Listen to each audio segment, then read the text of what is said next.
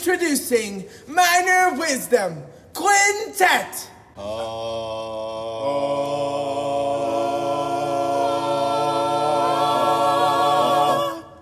One, two, a skittle-diddle-doo. Minor Wisdom. It's 11:12 at night, Saturday night, the latest I've ever recorded for my podcast, but I've been struggling. I've got Mike Doggett on today. That's not why I've been struggling. I've been trying to figure out who are the legends of Texas theater that I haven't had on yet. And the list, thankfully, graciously, has been getting shorter, and I haven't had Mike on yet. I've known Mike now for a little bit just because of Fort Bend theater camps that we used to have, and Mike was one of the teachers. I think we talked about that in this interview. But so I had Mike on, and he ended up actually giving me quite a few suggestions on people to talk to as well, giving me contact information. I ended up landing one of those. The other one I'm still in the works. Not going to name names, but you'll figure it out. Maybe. I don't know. But anyway, so I had Mike on. I've been struggling this week.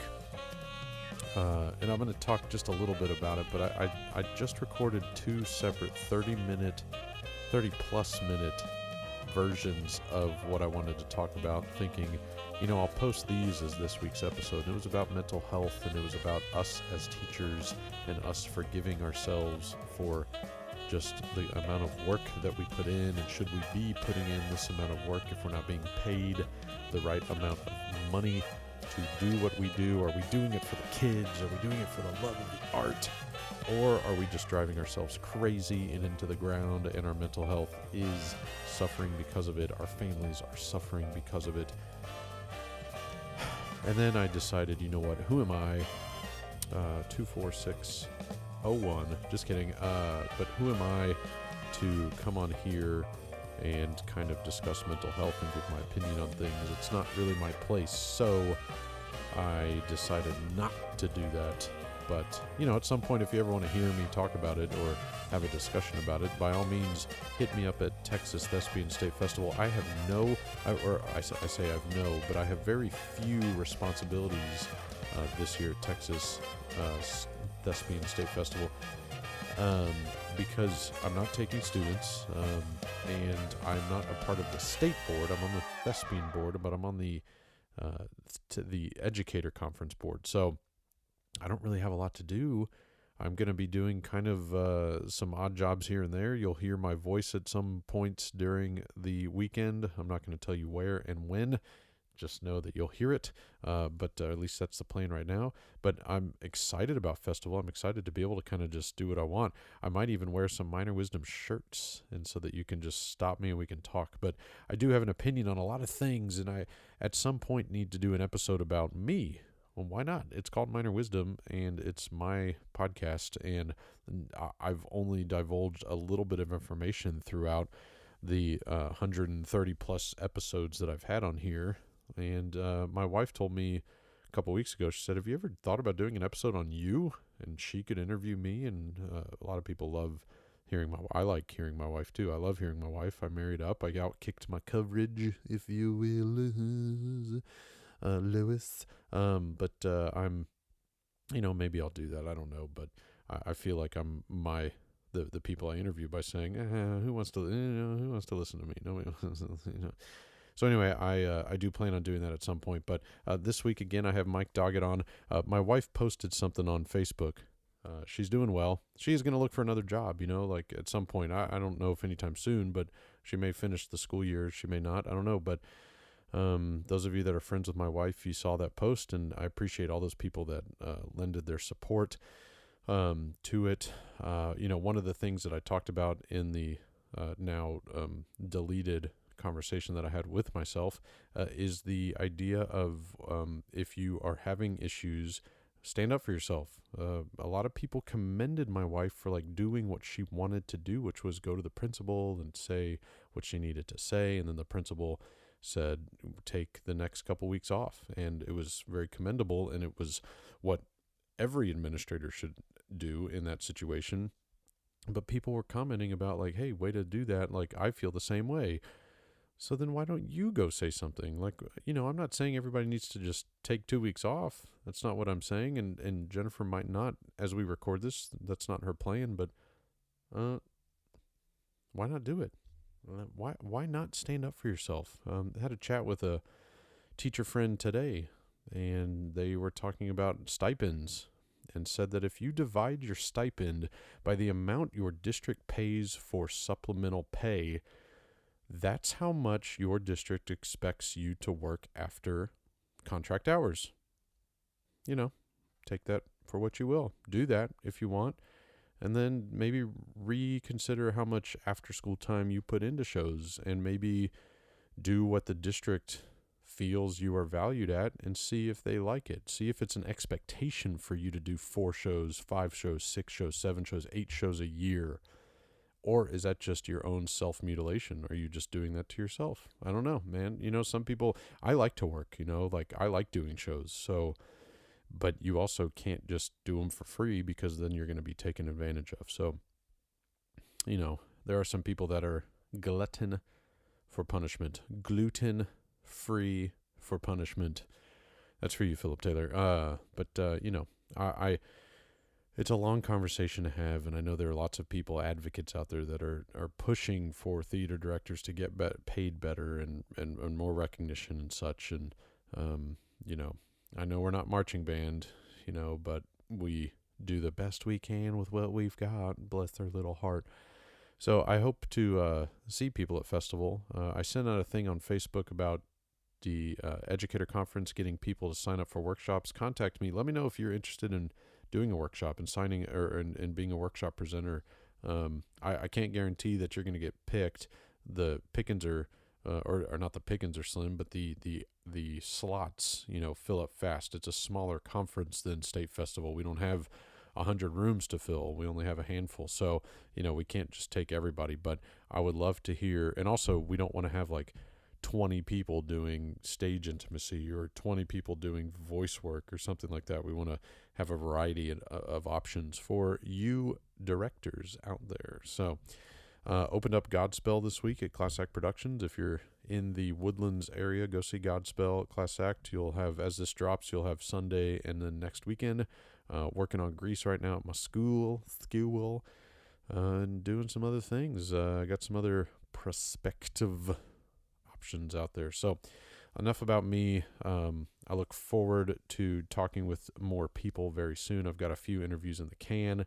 Make sure you leave a 5-star review. Make sure you leave a nice comment. Make sure you are checking out the Twitter and friending me on the Facebook and all of that jazz. I look forward to talking with you again next week. Enjoy my interview with Mr. Mike Doggett. It all started in Rogers, Texas, small 2A town in central Texas. People say, "Where's Rogers?" I said, "Well, it's right between Buchholz and Heidenheimer. It's right there." But no, it's 15 miles east of Temple, really between Temple and Cameron, two kind of notable towns there. But grew up there, went from K to 12 on one plot of land, like literally one block. We just moved from one building to the other building. Had 59 in my graduating class. When I got off to college, people were like, all these large schools of like, I had 900 in my class. I was 24th. I was 15th. I was 9th in my class. And I would say, well, I was 14th in my class. And I didn't tell them how many I was in a class. But as far as the theatrical kind of beginnings for me was really, I'm kind of a creature of UIL. I mean, I wouldn't be sitting here right now without UIL, because back in my day in Rogers, we didn't have a certified theater teacher. We didn't have anybody with any real theater experience. And we didn't really, I don't know, they used to do like back in the early 70s, they would do like senior class play and junior class play. And they were kind of these really tired, like hillbilly plays with like newspaper covering the walls. And, and so I would go watch those. But most of all, it was the one act play. And eventually, but by the time I got to high school, the junior play and the senior class play were gone. And so really all we had was the UIL one act play. And so they would whoever directed the play was somebody who was, was volunteered or voluntold. Um, and so when I was a freshman, there was a lady there, and it was Viola Cornelius. And we all called her Mama. And she was the superintendent's wife, and she taught English primarily. And so she had kind of taken that on years before I emerged as a little snot-nosed freshman. And she had success, and she had gone to state a couple of times and never won. And then kind of flash forward past my high school career, Rogers has seen really tremendous success. I mean, I think Talis Stracco was there. Once they kind of figured out, well, maybe we should hire a theater teacher. Maybe we should offer some theater classes. And Chip Chappell came down from West Texas and was the principal, brought Talis Stracco down. And then after Tal, I think it was Scott Tipton was there. Philip Taylor was there. Josh Harriman was there. Oops, sorry about that. And so others, I think those are the big ones that, I think maybe 5 state titles within a number of 10 or years or so. So tremendous success. My high school period was the other end of that, where, for every great success, you've got to have some failures and some losers. And so that was my time period. My freshman year was Viola Cornelius's last year to teach. And so I just wanted to be a part of the play, because I remember going and, with folded metal chairs sitting on the gym floor, and we had our stage was on the end, the long end of a 1940s gym. We had to roll up the baskets, and, and so anyway, I would watch her one act play. And so I thought, I want to be a part of that. And so I've been like, I don't want to act. I don't think I can do that. So I thought, let me just do tech. I'll do tech. And I said, well, I can pull the curtain. And so for that particular, that play, what was that called? The Staring Match. I don't know. That one hadn't really been in circulation for a while. Mr. White, Mr. Black, and we have, anyway. And so I pulled the curtain, and nobody told me that I could get up and do other things. So I sat there on a stool right by the curtain rope the entire time. I opened it, I sat there very quietly, and then the show was over and I closed that curtain. So yeah, that was my gig, and I was good at it. Like I said, Viola retired after my freshman year, and we were 15 miles east of Temple. And so, you've got little 2A Rogers, and you've got it wasn't 6A Temple back then, it was 5A, but they became 6A when the A's, we added an A. And so a lot of times teachers that kind of got into trouble or kind of wore out their welcome at the big school in Temple, they kind of ushered off down to Rogers, and we would get them. And so in comes this teacher from Temple. I won't mention any names. I will mention his first name. This is kind of funny. His first name was Romeo.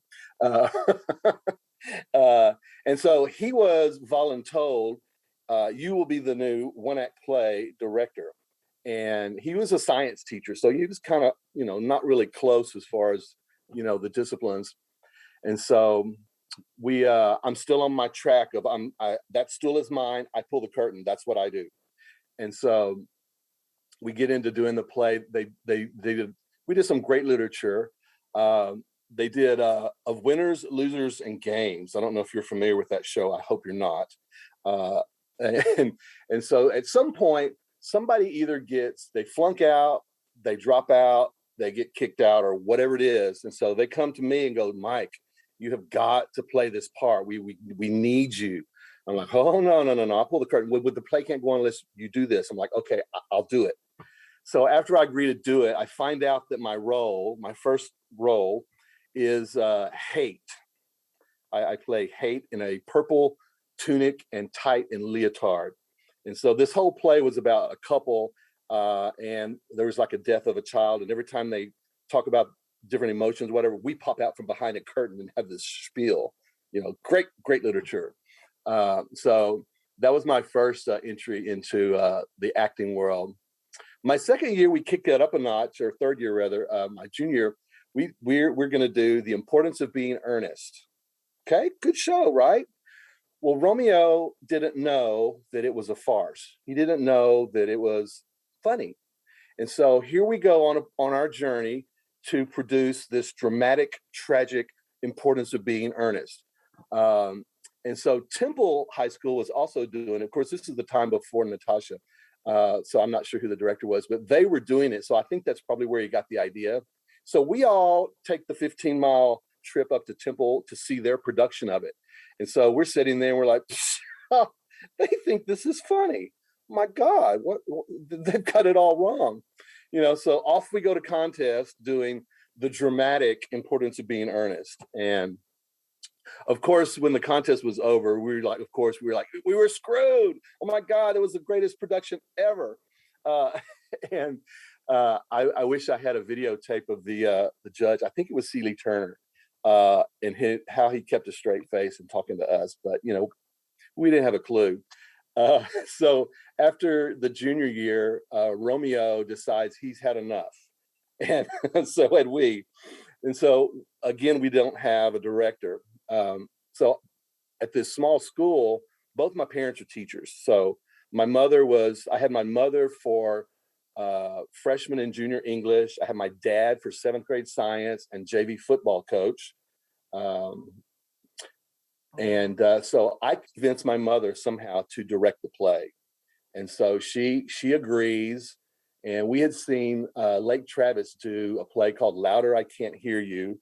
And so I convinced her to do that play because, of course, I wanted to do the lead kind of Archie Bunker screaming, hollering character that never listens to anybody. So I get my mother to direct it. I cast myself in the lead and we're off and running. So we did advance that year and I got Best Actor. And so that was kind of fun. But we were still so stupid and didn't know what we were doing. We didn't have any kind of lighting ability. And so the play had 2 settings. It had the kitchen of the house that the family lived in, and it had a nurse's office. And so we got the bright idea. And I don't know if it was probably mine. I don't know if I'm going to take credit for it. But we took all the flats. So the show began with all the flats covering half of the stage and covering the nurse's station. And so during the show, when it's time to move from kitchen to nurse, we stop the show, no transition music, no, nothing. We move the flats over to cover up the kitchen scene, which we've already seen. And we play the scene in the nurse's station, the nurse's office. Well, when that scene's over, what do? We stop again. We move the flats back over and cover up another piece of the set that we've already seen. And so, we were not stellar. And so, that was my high school career. So let's see what else. After that, I went to Central Texas College in Killeen, and I thought I was going to be like in telecommunication. I thought I'll be a news broadcaster. I thought that's what I wanted to do because everybody's always, and I get students with their parents still doing, trying to talk them out of theater. Oh, yeah, that's too hard of a life. You're not going to make any money. Whatever. And so I went and I did that. And I kind of left that, and then I went to Temple College. Only stayed at Killeen one semester. I was too much of a country boy, mama's boy, and I couldn't deal with living in the dorm. So I moved back home, went to Temple College, and did theater there. And so, again, my mom, at that time, teachers were making nothing, in the early mid '80s, and she wanted, of course, me to have a job, make a take home a bigger paycheck. So she was always kind of against me being a teacher. And of course, my dad being the coach was not a real fan of theater. And so, I was kind of that the coach's son athletic disappointment, because all the coaches' kids, male kids, in my world before me and after me were all these super athletes, and here I am. I'm literally trying to play the part of a football player because in little towns like Rogers, that's the in group. There is no other group. You either play football or you're a loser freak outcast. And so, especially when your dad's a coach, what are you going to do? And so, I attempted to play the role of a football player, not very well. No Best Actor medals there. And so I would go, I would spend a semester as a theater major, and then I would change off to other things. You know, people were trying to convince me. You know, I tried computers, and I got a little taste of COBOL programming. I'm like, ooh, no, no, no, not for me. And so I kept coming back to theater. And so after about 3 or 4 changes, I'm like, you know, this is what I'm supposed to do. This is what makes me happy. And so that's what I finally stuck on. Went to Texas State after my 2 years at Temple College, and loved Texas State so much. I'm like, I want my whole 4 years there. So I stayed there, you know. So it took me 6 years to get my bachelor's. And it was funny. I would go home, and you know, my dad, the very unemotional coach, you know, with few words, I would walk in. He's like, "What are you going to do with that degree?" I'm like, well, I'm thinking I'm going to be a professional actor. Oh, you know. And so after I graduated with my BFA in acting, it kind of hit me that, you know, it hit me way earlier than that. You know, I was like the big fish in the little Temple College pool, and then I got to Texas State. I'm like, oh my God, I wasn't even a minnow in that pool. And I thought, you know, I don't think I have what it takes to be a professional actor. So after I got my bachelor's, I went back and worked on my teaching certificate. You know, go home. Well, what are you gonna do with that degree? I'm gonna be a teacher. Oh, you know, so could never, you know, make my dad happy. And so did that, graduated. Actually, I learned an important lesson, one of those kind of too late lessons, that after you get you get your bachelor's degree, the college only gives you, or at least at that time, a year of financial aid. So I hadn't finished my teaching certificate, and all of a sudden they're like, "Oh, you're cut off." I'm like, "Okay, I guess I'll go now." And so I went to Austin, took a couple of a couple of odd jobs. Ended up in Temple at the Cultural Activity Center, and kind of acted my way into the tech director job for that particular theater. Didn't know what I was doing. Was constantly, you know, pulling out my old textbooks and figuring out how to do it. But after a year and a half there, I thought, you know, I need to finish my teaching certificate. And so I kind of wandered up the Highway 35 a bit to Baylor, and said, what kind of, you know, I'm looking at finishing my teaching certificate. And there in the theater department, they said, "Oh, well, we've got funding for like 5 grad students." I'm like, "Oh," and they're like, "Yeah, we'll pay your tuition. We'll pay you like a monthly, like $800. I forget what it was. I think it was $800 a month stipend. You know, you'll work in the shop, and you'll be a TA and do all this stuff." And I'm like, "Hey, that's great." So I called my buddy Ronnie Watson. I was like, "Hey, Ronnie, they got money let's go." And so Ronnie came, and I went, and so we did that at Baylor. Of course, the thing they didn't tell us, you know, you don't think about fees, right? You know, they said, "We'll pay your tuition." We're not paying the fees. The fees were like $2,000 a semester. I'm like, whoa. But anyway, so that was a good experience at Baylor. And after I decided I wanted to be a teacher, you know, it was kind of like this thought in my head. I'm like, I've spent all this time on acting, but I've really kind of sloughed off on the technical side. You know, like, you know, I really didn't pay attention in stagecraft. I wasn't a good drafter, you know, lighting, you know, I just kind of, you know, I knew how to hang it. So I was really nervous about like going into teaching, because I knew I had to know everything. And at that time, you know, technical directors and multiple directors in a program wasn't, you know, that big a thing, or maybe I just didn't know it. And so that was really worrying to me about going into teaching and not knowing how to do the technical stuff, build the sets, hang the lights, program the board. And so between undergrad and fiddling around and a technical director's job that I was kind of like figuring out as I went, and then Baylor for a master's. So I was 29 years old before I got my first teaching job. So I think that kind of helped me in a sense, because I kind of had figured out more about the technical and the other aspects, you know, putting on a show. And then with my parents, I grew up with teachers, and so that was kind of a thing that really, you know, I kind of, you know, learned.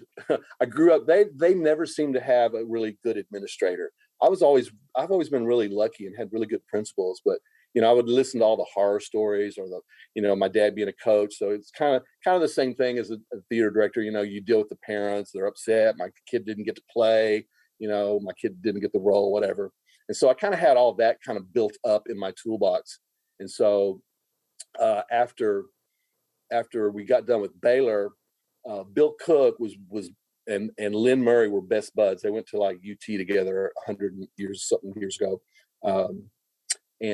So Lynn Murray got me my first job. He actually got Ronnie Watts and I both, we both left Baylor, and he said, hey, there's 2 positions open out in Odessa.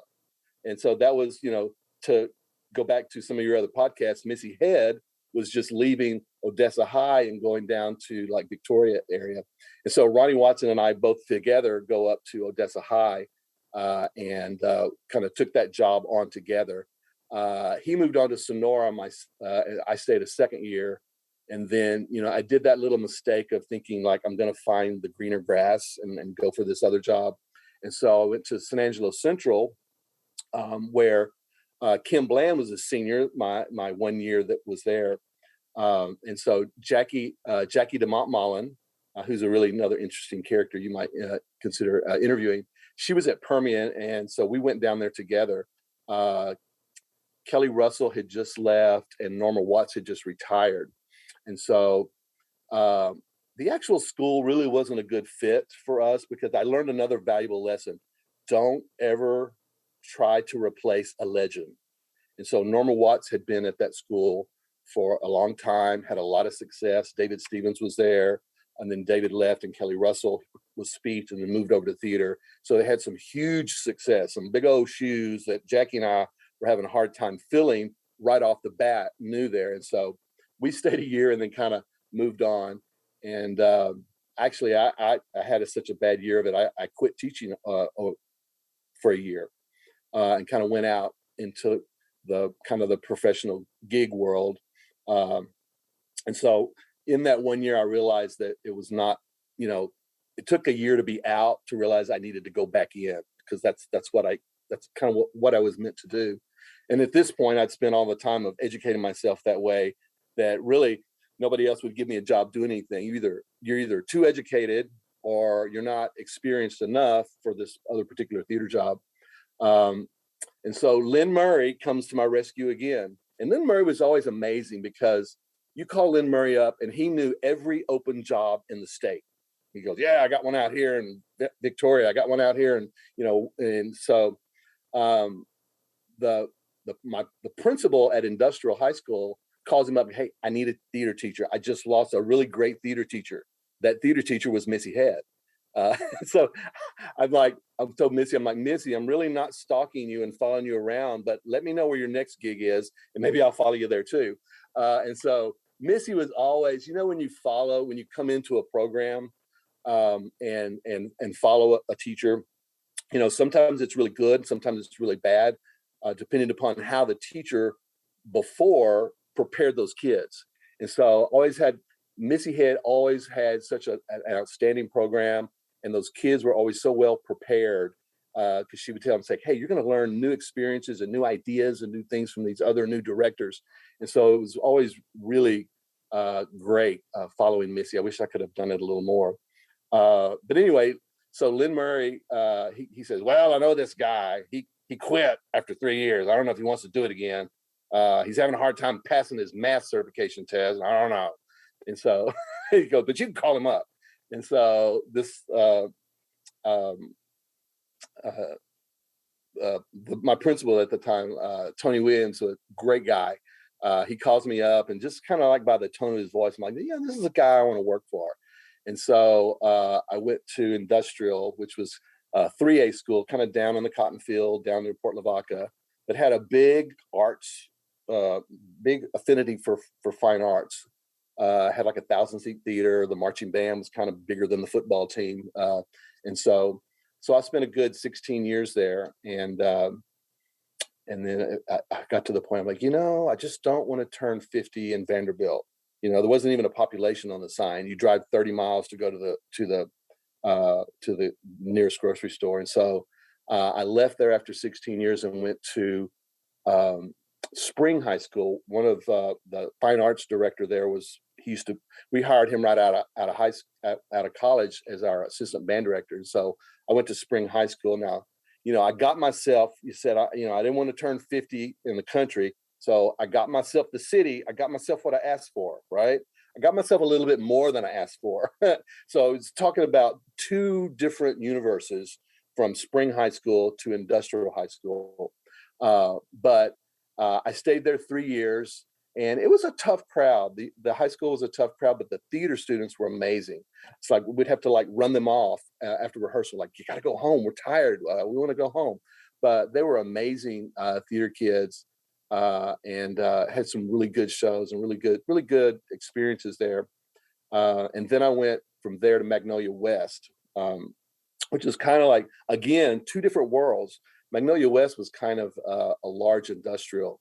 Spring would let me do anything. I wouldn't say anything, but they would let me push the limits as far as you could push a limit in high school. And so I think I did my second or the third year. I did for one act play called Looking for Normal, which was about a Midwestern John Deere factory worker who tells his family that I'm transgendered. I'm a woman trapped in a man's body, and I'm going to do gender reassignment. And so it's all about that and the family, and it's pretty racy. But so I get over to Magnolia West and have really good kids, really good experience. But my fine art director, I had to submit my scripts for him to approve.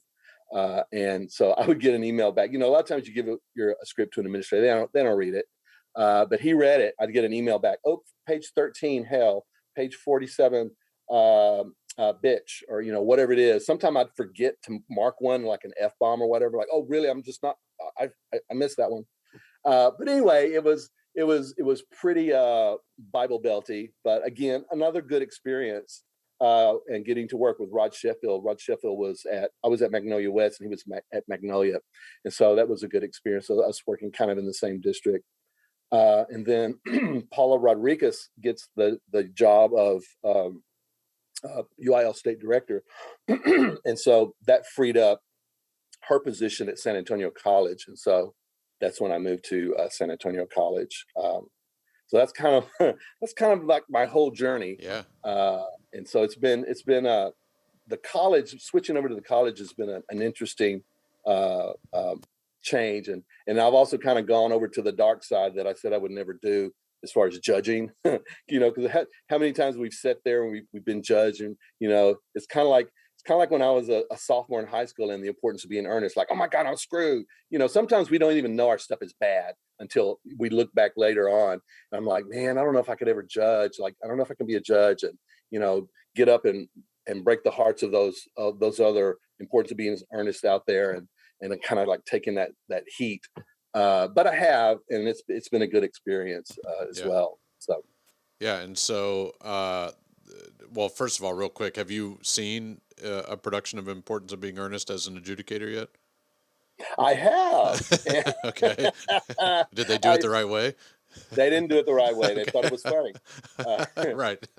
I had one. I was 2A state contest manager last year, and I had, I think it was there, or maybe it was a region, and I was the contest manager. And I was telling them, like, okay, now y'all need to get this right. And I kind of told them my story, and they all kind of laughed. And after the show was over, I said, man, y'all are really good, but it's not funny. It's not supposed to be funny. Got to take it more seriously, guys. Yeah, exactly. That would be fun. So you, the way you and I met was through Philip Taylor, and you mentioned him in the list of great directors at Rogers. So I have to disagree with you. He was a horrible person, and just. But anyway, no. So I hate him so much. What a jerk. Yeah. So you and I met practically because of him, because in Fort Bend we had this summer camp, and you were on the short list of, hey, reach out to these people to see if they can direct for the summer camp. And so from my dad raised me to understand that a first impression is the only impression. It's like, that's super important. And my first impression of you was a 6-day span of you being an absolute beast with taking with doing the summer camp, and I can't remember if you were my first year of summer camp or my second year of summer camp, but I still knew nothing about how this was supposed to operate, and Right. this is me kind of building you up a little bit, but I learned so much from watching you run that ship. I mean, being the captain of that sort of just quick 6-day process, and the kids leaving that process just, you know, the problem with that process is that, and I say this in the curtain speech, is that the parents sit there and say, you guys did all this in 6 days, and you want me to send my kid to a high school where they hope that they can commit 8 weeks for a show? Like, how come they can't do that? And you just kind of, you did it, and you put on a whole production, and you did the tech, and I'm going to get to that in a second. I think you pulled up with just all kinds of crap in your car. Just, it said, I've got a show in a box. We're doing this show. So that wasn't a question. That was just me saying it's pretty awesome. But And I have to say, I was scared.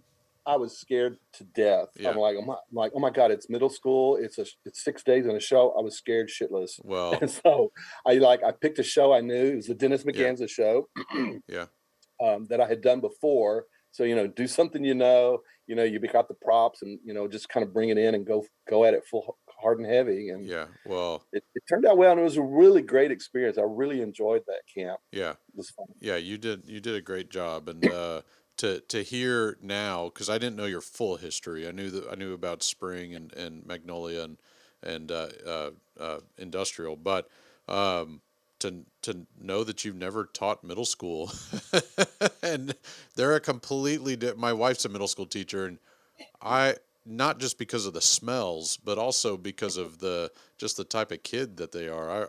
I would never. It's just tough. It's just a tough world. Anyway, Actually, I yeah. did at Industrial. I did a couple of years. Okay. I did like one period of middle school, and they would bus them over one year. One year I drove over, Okay. and so I had done that show with middle school at Industrial once. So there were times at Industrial where I was working on like 3 shows at one time. We're doing the Right. fall play, and then I'm working with and doing the junior high play at the same time, and then preparing for the one act. And so Right. it was crazy, but Okay. yeah, So there you not go. a lot of middle school experience. Right. Well, you seem to work with those kids really well. So anyway, that's all I'm gonna say about that. Enough building you up. Now I gotta. So Cut me down. yeah. So when you left for a year, you mentioned that you realized that you should be back in the classroom. How quickly did you realize that? At what point did you kind of say, I need to go back? This was, this year off was nice, but I should really be in the Yeah, classroom. it was probably a good 6-8 months into that year, maybe longer. You know, I was doing, I was doing just whatever I could do. I call it temp to fire. I did the temp to fire thing and went through several of those things. And I was trying to apply for like community theater jobs or, managing director jobs. And they were like, well, you don't have enough experience for that, or college jobs. That I didn't have any college experience. So I had a master's degree, but they wouldn't touch me either. And so I finally landed at the Tuna Little Theater at the Anatole Hotel, which was kind of fun. Justin and Joe were workshopping red, white, and tuna at that point, and so I got to watch them workshop that show like every night and trying out new bits. And so we did a show called Some Like It Cold. It was like 2 performers from California and a Texas piano player, and it was all Cole Porter songs. And so we got a lukewarm review, and we lasted about, I don't know, 3 or 4 weeks, and they shut us down. They're like, the piano player and the singers were fighting like cats and dogs, and I was the I was the production manager because they had a director come in, they spaced it, and they were out within like 2 weeks. And so it was the two singers, or the 3 singers, and the piano player and me. They're fighting like crazy. I'm the production manager. I also am the announcer. I'm running the light board and the soundboard all at the same time. So it was about then that I thought, you know what? I think, looking with this time off, temp to fire, and doing this crazy Greater Tuna thing, that I think I need to go back to high school. That's where I needed to be. So you worked with those Greater Tuna guys? Yeah, it was pretty awesome. Have you done any of their shows? Not with them. I mean, in the high school world or even college. Um, I never have Okay. because I've seen the shows done where they exploded it out and Right. did it with like multiple characters, but I just think that's sacrilege. Right. Like, Right. it's supposed to be done with two people. Yeah. And so I could never in good conscience take up a show slot in a season wherever I was for two people Right. to do. So Yeah. I never had done it, but I'd use the video. I had a VHS of Greater Tuna and Tuna Christmas. I'd show those in my acting classes. I'm like, this is acting, folks. Yeah. Yeah, those guys were something else, man. I saw them in Galveston a long time back when I was a teenager, last week. But anyway, so yeah, those guys were great. You've become kind of a pretty tech savvy guy. Would you consider yourself more comfortable, I know you're not a tech director per se, but do you Right. consider yourself more comfortable in that role compared to where you were, a while Oh, back? Yeah. definitely, Yeah. definitely, because when I was at industrial, well, actually at Odessa, it was Ronnie and I. We kind of did things together, and then when I went to uh, San Angelo Central, Jackie DeMontmallon, she was less tech than I was, so I kind of took on the job of like tech director there, and so and then I get to industrial. I'm a one man team. It's me and Farm Boys, and so. Well, by the way, Farm Boys are great. They're Yes. great scene Yeah. builders. Like I could draw something up on a napkin, and like they're in there building this stuff with like baling wire, duct tape, and they are going to Right. town. Right. As a matter of fact, I built the first time we went to state from industrial. I had my tech guys, my Farm Boys, build this costume rack. It was like made out of 4x8 sheets of plywood, so it was 8 feet long and however wide. It had like a fold down, like ironing board and shoe slots and all this stuff. And I told Lynn Murray about it. I said, "Hey, Lynn, I've got this thing, this costume box," and he's like, yeah, that's fine, it's fine. We roll up and that monster rolls out. He goes, "Don't you ever bring that thing back here again." So, but yeah, the Farm Boys were great set builders. That's funny. Do you have a drawing of that thing? Right. Yeah. But and so I was there by myself, and so I kind of had to learn, you know that's where I kind of learned programming the light Yeah. board and those particular things. And so it wasn't until I got to Spring, um, like 6 years ago, Yeah. that I actually had a true tech director. Right. And Matt Watson was his name, and he was brilliant. Yeah. He was one of those guys. He was a tech director. He was an actor. He was a director. Yeah. And so, but yeah, it was really cool having somebody to collaborate with and talk about and come up with ideas. When you're a one man, team of regisseur, they might call it Baylor when they're talking fancy Baylor talk. But you don't really have anybody to bounce ideas Yeah. off of, and so that whole collaborative process, I think, is so important. Did you end up finding somebody to do that with? Not necessarily at the school, obviously, but I mean, did you have At industrial, Yeah, did you have director friends that you would call up or and do that with? I did, and I had the band director that was hired the year after me. His name's Stephen Henry, and he was there. We actually left at the same time, and he had theatrical experience. He was in plays and stuff at San Angelo State, and so he had theatrical experience. And so he was kind of my in-house we kind of collaborated together. And then at one point we kind of merged. Our kind of he would travel with me on one act trips and become my second director. And he would have in his band hall, he'd have like state meet. Those we used to get back in the day. We only got pieces of paper. We didn't get the nice. UI owes me some of those nice whatever things. But anyway, so here's the band director with one act play director state meet things hanging in his office. But yeah, he was kind of like my sounding board, and it was kind of funny. We took the theater, because band has become very very theatrical in like their field props, and so I would then me and my theater kids in the fall, we would get involved with the band show, and we would build like whatever big theater props that was going to be in the show. And then my kids, if there were kind of characters or things, and my theater kids would be out on the field in the show. And so that kind of helped visibility, like, oh, there's the theater program out on the football field in the middle, because football was end all be all, like most small Texas towns. But my district that not my industrial district, but my competitive one act play district, we were all very friendly together. And so I always tell like new teachers, find a mentor, find a mentor that you can go to and ask these questions. But not only a mentor, I think is important, is having an ally. And so, all of us, friend and to this day, some of those folks that I met, Leslie Beasing and Gonzalez and Vicky Westergan and Yoakum, and we would all like talk about things and we would share things, props and whatever, and bounce ideas off of each other. And those were kind of like our go-to people. And it really wasn't a competitive thing when we got to contests. So I think mentors are important, and I think allies are too. Just people that you can bounce ideas off of, and somebody to say, "Oh, dude, that's stupid. Don't do that." Yeah, that's fun. So I want to explore that band thing real fast, because I mean, there are probably people listening to this.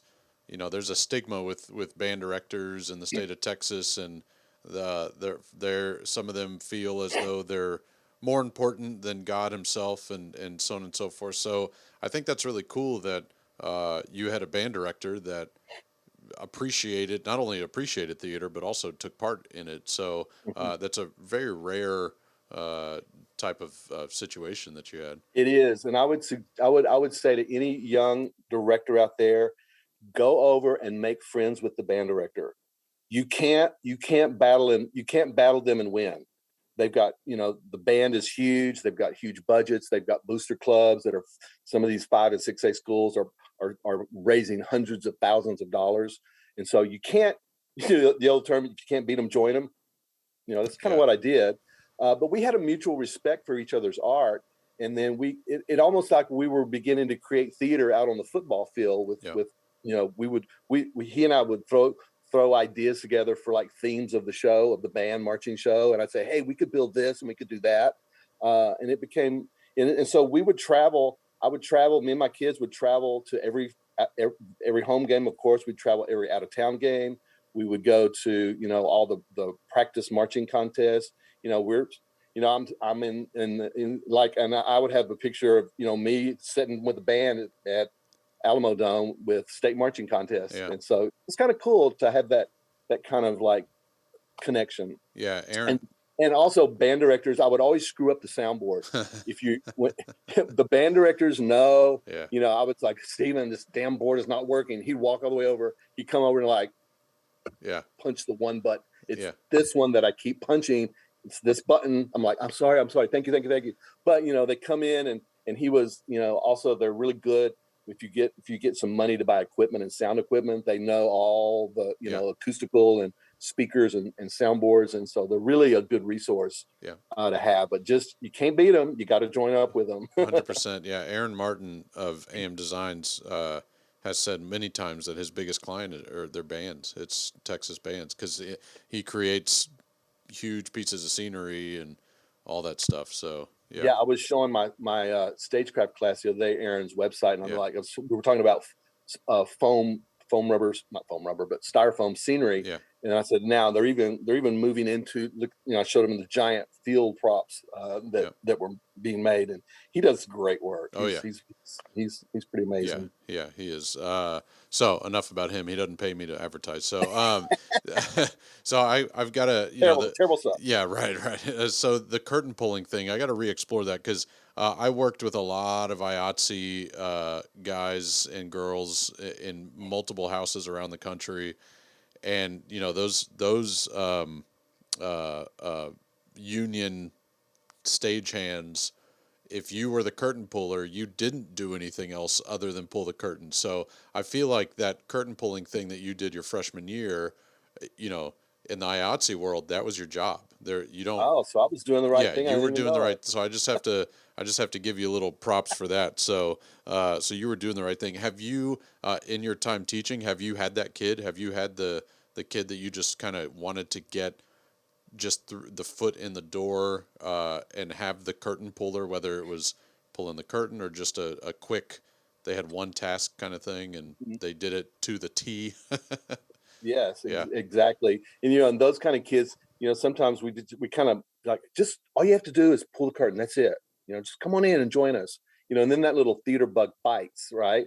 Uh, and that's probably the thing that I've enjoyed most of my career is, some of these kids will come in and they might be a freshman or might be a sophomore and they can't really even say their name without like stuttering or stammering or couldn't read a sentence, and then eventually, I think most of the time the underclassmen are scared to death of the seniors, and when those seniors finally graduate, those freshmen, those sophomores are like, okay, they're gone now, watch me, what. And then to see a kid go from not being able to say their own name or sing the ABC songs to like all of a sudden they blossom into this like amazing actor, I'm like, God, where was that? And so it was always interesting to see the growth of these particular, either could be technicians or even actors, and a lot of times actors. Yeah, I had a student, that I saw all 4 years. She was a phenomenal artist, really sweet girl, quiet as a mouse. And then for senior directs, her senior year, she auditioned and was phenomenal to the point where we were angry with her because we're like, you've been holding on to this for this long, for almost 4 years, and we could have been, creating, not creating shows, but creating seasons with shows around this talent. Right, And right. like, girl, you Yeah, I've just had kids graduate, and then all of a sudden I found out they sang. I'm yeah, like, you are what? You are hiding the fact that you can sing from me? right. How dare you? So, so a couple more things, and then I want to get you out because, I don't know if you're in the college world, so you may not have Friday classes. I mean, I No, we don't have classes on Friday. exactly. So your weekend has I have started, but office hours, but I never kind of get there. I'm always kind of late on yeah. Fridays. But Well, I won't tell anybody. So what have you? You mentioned that you've been teaching online now for 15 it's months. 15 months. Okay, so I don't want to focus on the negative. I think we can all talk about what hasn't worked, with the online teaching. But from your perspective, and yeah, it's a little different because it is a college. What has worked for you? And if you have multiple things, just choose a couple. But what has worked for you teaching an art, a performing art? What has worked for you doing it online? Well, the thing that worked the most for me, like those 15 months, is I really enjoyed getting up out of my bed and walking into the living room and teaching without pants for 15 months. I love Okay. that, Yeah. and I have to say I miss it. Yeah. Uh, but a lot of the classes that I taught were theater appreciation, and so those were kind of easy. Those were lectures, and I have all my YouTube videos, so those went well. That worked well, Zoom wise. But the acting class then became a little bit of a challenge, and so I found that we would primarily do monologues, and we would do like scenes with just two people, and so um, we'd always have to figure out which way to turn to look, which and we did some kind of creative things about where we discovered how to take a photograph that was enough size or pixelated, and then they would take that photo and split it in two, and then have one on as their background photo on one side and one on the other, so it looked like they were in the same place. Um, and then the breakout rooms were kind of cool. Like, even though they're all in different places, I would put them into their breakout rooms so they could go rehearse, and then I would pop in from like room to room and just kind of check on, see how they're doing. But it was definitely a challenge as Yeah. far as the actually acting part. Yeah, yeah. I think we all we were all, swimming upstream. But, so I want to get you out with an OAP thing, and you've already, given quite a bit of good advice for new teachers. You mentioned some things a couple minutes ago, and some things that you tell new teachers. Um, but with one act plays. So I was not raised in the one act play world. We hosted at HSPVA, but I did not compete. I've said this many times on this podcast, but so I didn't buy in to one act play when I became a director, when I became an educator. It took me a while to buy in.